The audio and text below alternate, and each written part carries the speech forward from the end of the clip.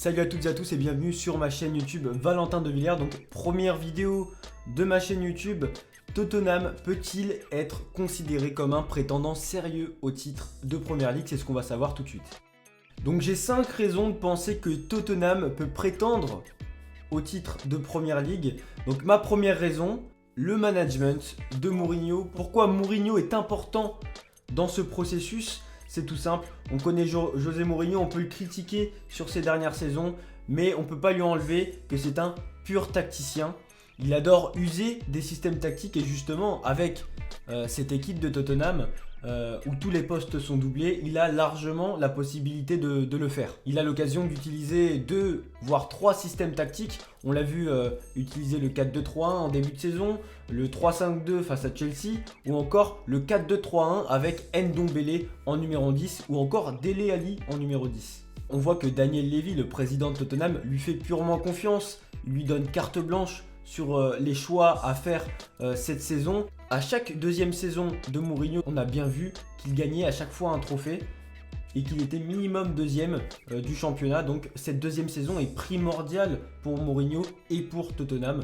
Il a également cette capacité à transcender ses joueurs. On le voit, il absorbe la pression chez les joueurs. Et en entrant sur le terrain, ces joueurs, voilà, ils sont défaits de toute pression. Ils sont aussi concentrés sur la mission qu'ils ont à effectuer. On voit aussi des guerriers sur le terrain comme Eric Dyer, Harry Kane et encore bien d'autres dans cette équipe. Et donc Mourinho, voilà, en plus a une très bonne relation avec ses joueurs. Donc voilà, Mourinho, c'est une pièce essentielle dans ce processus.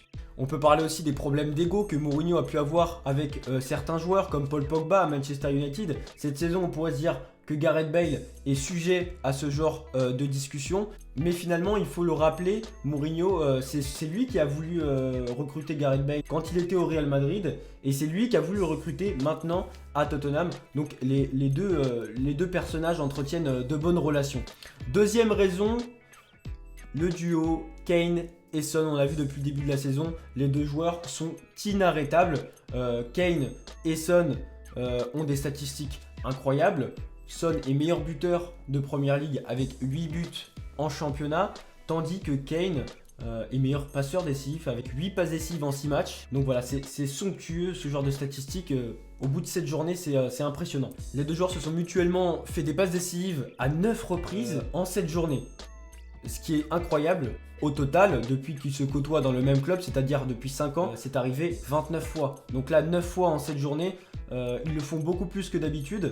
À rappeler que Lampard et Drogba l'ont fait dans leur carrière à 36 reprises, c'est-à-dire but et passes décisives entre les deux joueurs. Donc ils sont pas loin d'égaler ce record. Donc c'est pour dire cette paire de Première Ligue qui peut emmener Tottenham assez loin dans le championnat. Et ces deux joueurs, on va le rappeler, ils sont complémentaires sur le terrain, mais aussi deux joueurs qui commencent à prendre de la bouteille dans ce club et qui ont de grosses responsabilités. Son, ça fait depuis la saison 2015-2016 qu'il est dans ce club, tandis que Kane, il a été formé au club. Donc voilà, ils ont une grosse responsabilité et quand on leur demande de faire quelque chose sur le terrain, ils savent ce qu'ils ont à faire parce que le club est déjà dans leur cœur. Ils veulent mouiller le maillot et ça, il n'y a pas de problème là-dessus. Donc c'est des joueurs clés, c'est pour ça que c'est ma deuxième raison, le duo Kane et Son. Troisième raison, il y a un effectif qui a été complètement renouvelé mais complété par de nouvelles recrues. Donc comme j'ai dit, Mourinho a beaucoup d'alternatives à chaque poste est doublé. C'est ça qui est impressionnant, encore plus que sous Pochettino. Le banc est très bien garni, surtout au milieu de terrain. On a vu l'arrivée de Joe Hart qui était libre dans son contrat. Doherty qui est latéral droit qui a été recruté à Wolverhampton. Reguilon, latéral gauche recruté au Real Madrid. Højbjerg, milieu de terrain recruté à Southampton. Et puis l'arrivée bien évidemment de Gareth Bale qui a été prêté par le Real Madrid et qui devrait sans doute rester dans le club de Tottenham.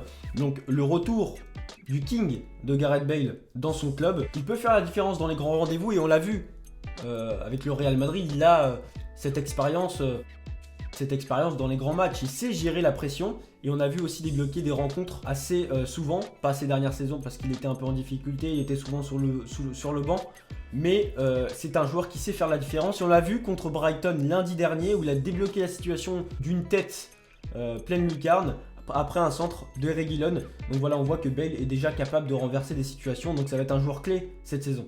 Quatrième raison, des objectifs renouvelés pour le club de Tottenham. Depuis la finale de Ligue des Champions face à Liverpool, Tottenham voit déjà plus grand. C'est un club qui s'est vraiment beaucoup renouvelé d'année en année. Déjà l'année dernière, ils ont été mis en difficulté, mais leur objectif était assez élevé. Top 4 de Première Ligue, gagner la FA Cup, faire un quart de finale de Ligue des Champions. Alors malheureusement, ils n'ont pas fait ce quart de finale de Ligue des Champions. Ils sont arrivés 6e, ce qui a permis de décrocher une place qualificative en Ligue Europa. Et ils ont été éliminés face à Norwich en FA Cup. Donc voilà, une saison difficile, et en plus ponctuée de blessures. Et avec le confinement, c'était pas facile. Mais cette saison, les objectifs sont à peu près les mêmes. Top 4 en Première Ligue. Et si possible, gagner le championnat. En Ligue Europa, c'est bien évidemment gagner la Ligue Europa parce que Mourinho l'a déjà fait avec Manchester United. Et on connaît la puissance et l'efficacité de Mourinho en Coupe d'Europe.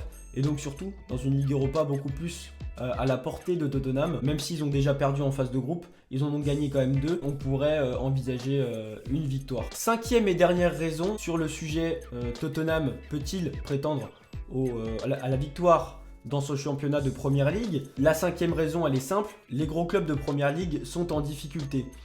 Ou en tout cas, sont amoindris. On peut prendre l'exemple de Manchester City qui présente certaines failles, qui n'est pas très haut au classement déjà après cette journée. Manchester United qui a un très bon effectif, mais qui n'est pas très régulier, qui présente des irrégularités. Et ça, pour gagner un championnat, c'est impardonnable. Donc c'est pour ça que je ne crois pas en Manchester United en tout cas. Pour gagner ce championnat, ça me paraît évident. Arsenal qui ne semble pas avoir les armes pour lutter au titre, mais en tout cas au Big Four. Pour ce qui est de Liverpool, ils ont fait un début de saison timide. C'est la pire défense de Première Ligue. Alors oui, Liverpool est leader du classement après cette journée, mais la blessure de Van Dijk, cette pire défense de Première Ligue, et on a vu aussi quelques failles, peuvent aussi porter défaut à cette équipe de Liverpool qui a le même effectif, on va le dire, depuis leur règne sur le championnat anglais. Mais je ne doute pas qu'ils vont quand même effectuer une bonne saison. Et puis Chelsea qui a de fortes individualités, mais qui n'a pas encore de collectif rodé. Il faut attendre encore un peu de temps pour que l'équipe commence à se mettre en place. C'est vrai qu'il y a eu beaucoup de recrues et donc compliqué pour l'instant d'avoir un système, une organisation qui fonctionne. Je vous remercie de m'avoir suivi dans cette vidéo et n'hésitez pas à lâcher un pouce bleu si ça vous a plu et à partager à vos amis qui veulent aussi regarder cette vidéo si ça peut les intéresser. Je tiens à dire et mettre en avant le fait que ma chaîne est centrée sur l'actualité sportive, interviews, reportages, débriefs de l'actualité. On se retrouve lundi avec une toute nouvelle vidéo et une toute nouvelle rubrique qui sera le journal des sports, c'est-à-dire un recap de l'actualité sportive du week-end. Je vous remercie de m'avoir suivi. Ciao!